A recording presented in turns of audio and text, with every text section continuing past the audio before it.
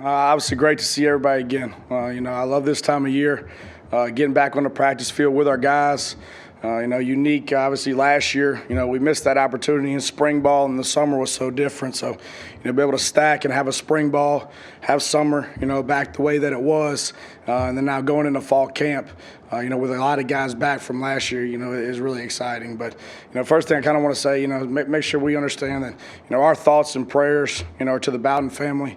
Obviously, coming in the Gulf South and, when Terry took the job in North Alabama, we competed against those guys every year. And then Tommy, when he was at Tulane and Clemson, obviously ran across him several times. And, I remember like it was yesterday. I was in the 7th grade, and, Coach Bowden coming down and speaking at the FCA event. And, the impact that he had on the young men throughout the country, and especially our profession, and he's a legend. And, our thoughts and prayers are out to, Tommy and Terry and their family. And obviously the impact that he had on this profession. So again, just want to kind of put that out there for that. But right now, 2 days into fall camp, I think we kind of look at it as we got 9 starters back from last year. I think it's a group that I was proud of last year. Throughout the season, especially towards the end. I thought we started to stack week to week, and I thought they showed improvement. And I think with the addition of the freshman class that we brought in, a big part of that was here in the spring, which is huge. I think that's kind of the big difference to me from last year at this point, is for these young players on defense. Most of these guys had a spring.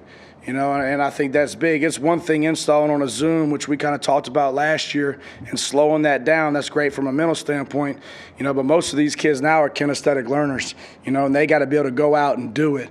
So I think with having those 15 days of spring ball, and getting those young guys in December, I think it is a huge advantage for us. And then being able to go through the summer and then now slow it down, let them do their 7-on-7s by themselves, still have the position meetings, have the individual. And now on day 2 of camp, a lot of these kids aren't freshmen anymore. So I think we're going to have some young guys compete. Obviously, we brought in a transfer that I think from a leadership standpoint right now is above and beyond, obviously, from a transfer standpoint that I've ever had. I think the familiarity, obviously, that he's already had with this defense, kind of coming where he's from, I think has been good for us as well. So we're excited about the talent that we have back, the experience from last year, but nothing changes. I think obviously defense is based on execution. I think we've got to do a better job up front, and at the second level at backer of stopping the run. A lot of that, right, from a misdirection standpoint of getting those fits clean. And then the one importance, obviously, we're putting on tackling, and I think now, the way camp is structured, right, to where there's a certain amount of helmet days, then shell days, right, and they kind of limited full pad contact.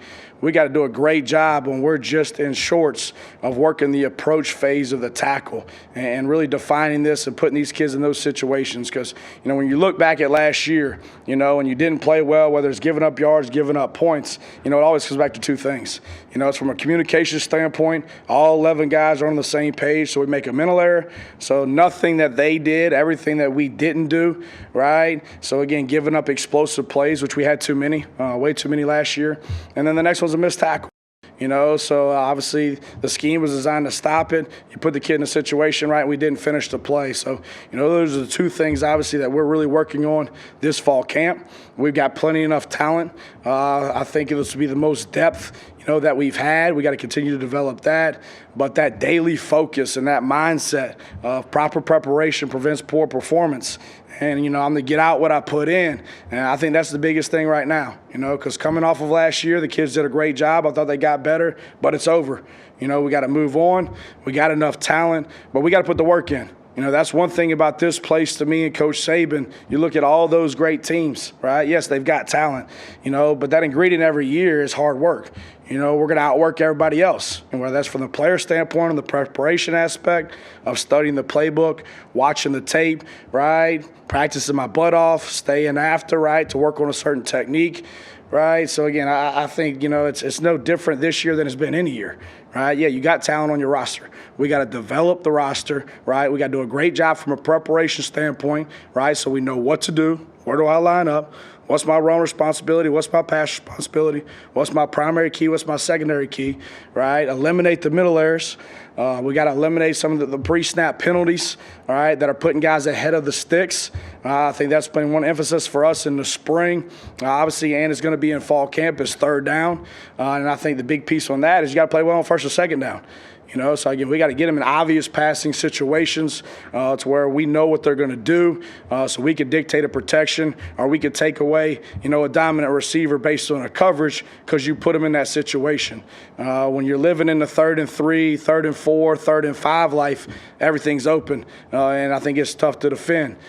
So we got to do a better job on first and second down from a run standpoint, right? We got to eliminate the mental errors. Right, that's year in and year out, and we got to do a better job tackling. But I love where our kids are at right now. I think they're working their butt off. I think they've stacked spring, summer, now fall camp. I think it's nice to have some guys that have been in the scheme. That's a big piece of it. But more importantly, like they know the expectations of this place. They know what it is to play for an Alabama defense. Right? It has nothing to do about being best in the conference. We're trying to be the best in the country, and we're not looking at that long term. We're looking at that on a day-to-day basis is what do I have to do today to be the best player I can be today, right? And then tomorrow, all right, let's stack that. All right, what do we need to improve on is self-assess, right, both from a coaching standpoint and a player standpoint of how can I improve. Right? All right, here's the issues, right? This is how we fix it. Here's the drill to do it, right? Are you willing to do what it takes? So I think that's the big piece. I'm excited about the guys that we got coming back. I think from a leadership standpoint, we got a lot of guys stepping up and showing people how to do it, right? I think that's the big difference to me in this group, right? And I think they learned that from last year, right? You can do this all you want, right? Show me, don't tell me, right? So I think we got some guys that are going about it the right way, right? Preparing off the field the right way, right? Taking care of their bodies off the field, so I think we're in a pretty good spot. And obviously, we've kind of gone back to that COVID protocol, and that was kind of one thing I told our guys the other day in a defensive meeting. When I put that mask back on in this building, it reminded me of last year. It took me back, right? Not from a championship standpoint, but just how our kids edited their life, right, for that personal bubble and all the things that they gave up, right, at night, the going out piece, right, the families coming in, right, worrying about the tickets, all that other stuff. And it allowed them to do what? Focus on them doing their job, right? And they gave all that up. Why? For one reason, right, to have the ability to compete for a championship. And look what happened. So that reminded me of that, and I think I want to kind of bring our players back to that. What were you willing to give up to last year in order to get what you want? And we had a lot of selfless guys, and we had good leadership on both sides of the ball, right, that were doing it the right way, that they brought a lot of young guys with them. And so that's something that we got to get back to. Obviously, from a coaching standpoint, you got to confront that. You got to demand that. So, again, talent won't be the issue, right? We got to clean up from a mental error standpoint. Obviously, got to do a better job in a tackling situation. And then from a third down aspect, we got to get our butt off the field. But I do like the work ethic right now. I think we're in a good spot. I think our young guys are the right type of guys. I do think they love ball. I think they work hard. So, again, we're just trying to bring them along mentally, right, so they can understand what to do, so then their athletic ability can take over, right, and they can play fast. Okay, we'll get to some questions now. We'll start with Aaron Settles. Go ahead, Aaron. As good as Will Anderson was last year, where do you see the next step in his development? What are you looking for from him this year? Yeah, I think it's consistency, right? So again, every snap. So, to me, Will flashed a lot last year, right, and made a lot of negative yardage plays because he's an extremely good pass rusher, right? But there's some things in the run game, right, that we're still cleaning up. Very heavy-handed, can strike. Coach Sal does a really good job of them. But I think the big thing when you got a really good player, right, on base downs, you still got to play within the scheme, right? I've got a gap responsibility. I've got a job to do, right? And then, all right, now let's stop the run and have some fun, and let's get on third down and let's isolate you, right? Our best pass rusher on their worst protector. Hey, let's go win that one-on-one. So I think it's consistency, right, from an every down basis. I think obviously when you have a young player like that that's really talented, right, he's so focused on, hey, what's my alignment and what's my assignment, to where from a pre-snap scan, right, the anticipation of what's coming, right? Look at the demeanor of the tackle. Hey, is this going to be run or pass?